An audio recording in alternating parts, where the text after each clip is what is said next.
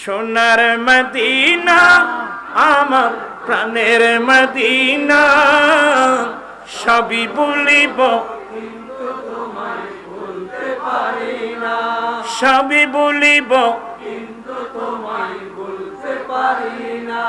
বলিনি ভুলব না, বলতে পারি না, বলিনি ভুলব না, বলতে পারি না, সবই বলিব কিন্তু তোমায় বলতে পারি না।